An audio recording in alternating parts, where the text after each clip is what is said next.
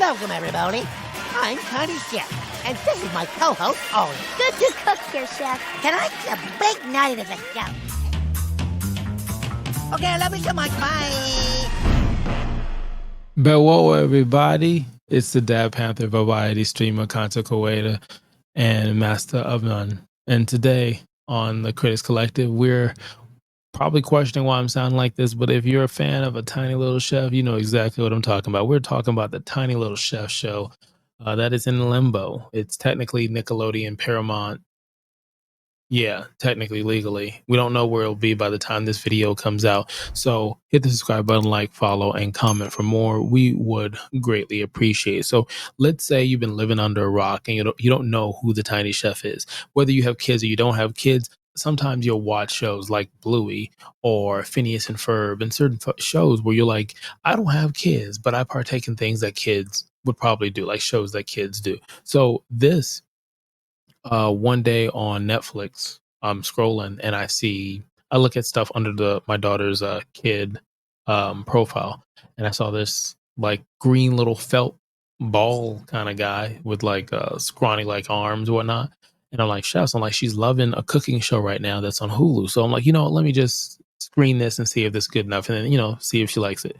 And that's how I normally do it. I'll watch a show, some episodes or a season, indulging, and then I'll play in the background while she's doing something and see if it grabs her attention. It's how we got her to watch there's one where it was like cleanup time, and it's put in the comments what the show is, but it's a girl, she's dressed like a clown. I think her name is Molly. There's cleanup times and yoga times and a chair, something like that. But anyways, and she really liked this one. So Tiny Little Chef, think of it as a cooking show / late night or daytime talk show. That's exactly how it is. And it's a great format for kids. And even as an adult, there's things in it where it's just they're talking to us like Bluey, and I enjoy it. So the other thing that made this interesting as far as Tiny Little Chef is kind of dealing with a situation where this summer, 2025, the show was canceled. The reason why the show was canceled, I'm not a lawyer, allegedly, when Paramount, which is with Nickelodeon, merged together. During the merger, I guess one of the companies that is, I guess, the ownership or something with the contract of the deal with Tiny Little Chef was let go or just wasn't a part of that merge. And so that contract was going to end in July.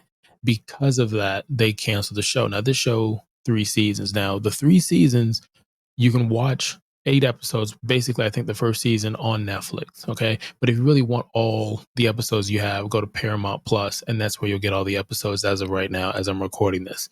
Now, each episode is about 30 minutes. And again, very interesting thing about the show is they know you're watching, if that makes sense. And what I mean by that, like, is sometimes you'll watch a show and everything's been recorded, not in the time of where you're at now. I was about to say South Park, not South Park, like let your kids watch South Park. Give or take, raise your kids, do what you want to do. I just thought about The Voice. Okay, anyways, so South Park would do episodes that felt like they just put it together 15 minutes ago because it was so relevant to the time they're in. And I feel like Tiny Chef does that as well.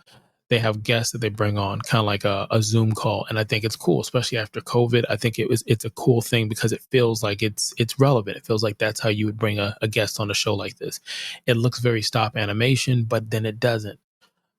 They have little segments, like one of them, I can't remember what it is. They're cooking something. They put it inside the oven, and when they put it in the oven, they have this like Vogue, and the clock ticks. So me and my daughter will tick, tick, tick, tick, tick, tick, and we just move to this thing, and my wife's like, what the heck are you doing? And like, we're doing the Tiny Little Chef thing, and then we get a kick out of it. We just laugh for forever.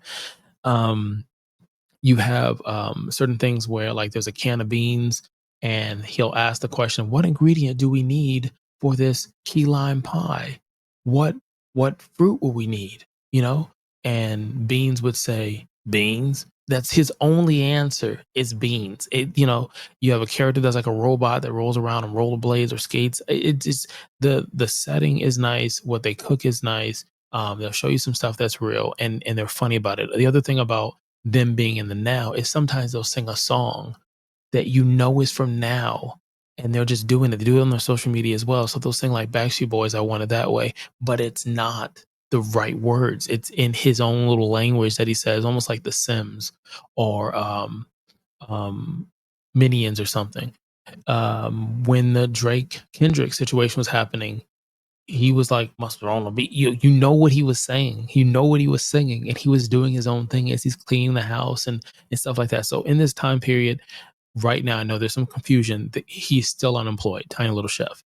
He's no longer with Nickelodeon. He's not with any company. It's one of those situations like Papa's House or some other shows where it's like, man, you really hope that show gets picked up um, on another, streaming service or whatever the case is. So right now, Tiny Little Chef does not have a home.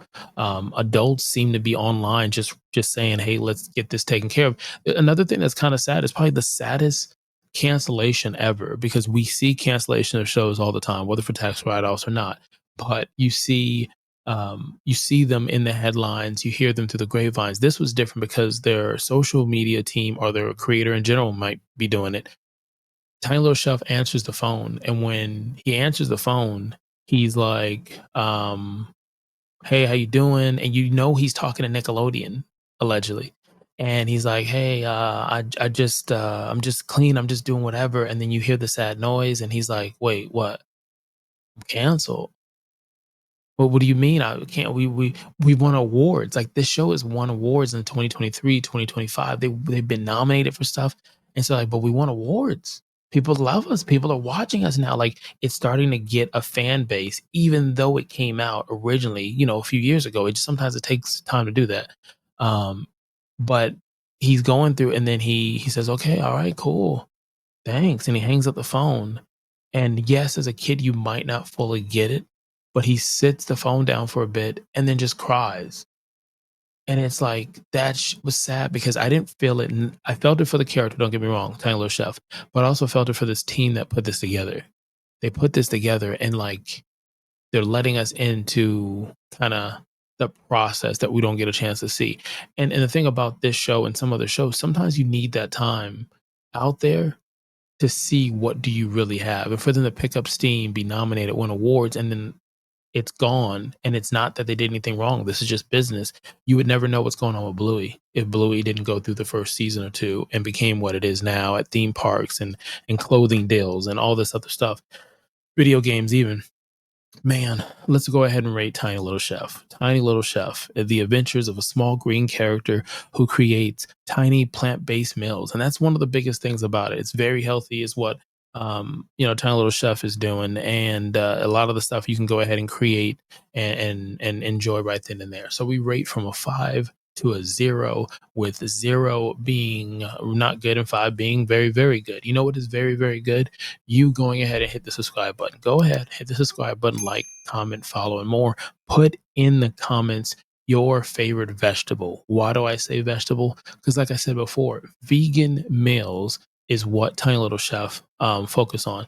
Eating healthy, working out, and stuff like that. And I think those things are really important in today's times. We don't see that enough. And so to see something that kind of fits the same thing as I want to say maybe Sesame Street and things like that, but also as a late night or daytime talk show kind of vibe to it, with healthy alternative meals that, to me as a parent who's a meat eater, I was a vegan for a bit. Point blank, it opens my eyes to try a different approach when it comes to giving my family, the right nutrition to go about their day. And so to have a show that does that and doesn't feel like it's kind of beating you over the head with it, still entertaining, I'm going to go ahead and rate this a 4. I do hope that they find the sponsorship. I know they're still taking donations or whatnot. I would love to have the Tiny Little Chef on the show and just interview the Tiny Little Chef and just and say, hey, look, you now have a new home. You have a new season that's coming out, and here's all the great things that are coming out. I could see the Tiny Little Chef at a theme park with a character kind of walking around and just doing stuff. Again, you got to watch the show. You got to watch the show. Now, when I said the South Park reference, his voice, it sounds like a very like tongue cheeky, kind of like hello. I can't do it. I sound like ridiculous, but it reminds me of Cartman a little bit. It's not the same voiceover person for Cartman. I think the creator for this is also the voice person. I think he did Saturday Night Live and I can't remember. Point blank, his voice is so freaking interesting.